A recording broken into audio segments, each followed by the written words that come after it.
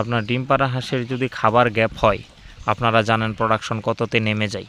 তাই সেই রিস্কটা আর ওইটির মধ্যে নাই। তাই আমি ওইগুলাকে সারাদিনে 1 থেকে 2 বার অল্প কিছু খাবার দেই এবং মাঠের থেকে শামুক পাই। শামুক পাওয়ার পরে ওদের শরীর স্বাস্থ্যটাও খারাপ না। যদি আমার এইরকম ফেসিলিটি থাকে তো ডিম ছাড়া হাঁসগুলোকে আমি আবদ্ধ অবস্থায় খাওয়াবো কেন? হ্যাঁ, অবশ্যই খাওয়াতাম, যদি পালক যারা বাদ দিয়ে অন্য কোনো প্রবলেম থাকতো, সেটা অতি অল্প সময়ের মধ্যে আমি মেডিসিনের মাধ্যমে করে ফেলতাম। যেহেতু পালক জারতেছে, সেহেতু লম্বা একটা সময় নেবে, একটু গ্যাপ তাদের হবেই। তাই আমি এই চিন্তা ভাবনা রেখে আমি ডিম ছাড়া হাঁসগুলো আলাদা করি এবং যেই হাঁসগুলো আমার ডিম দিতেছে এই হাঁসগুলোই আমার এখানে। আর এখানে আমার মোট 126টা হাঁস আছে। 126টা হাঁসের মধ্যে বর্তমানে আমি 110 থেকে 12টা ডিম পাচ্ছি।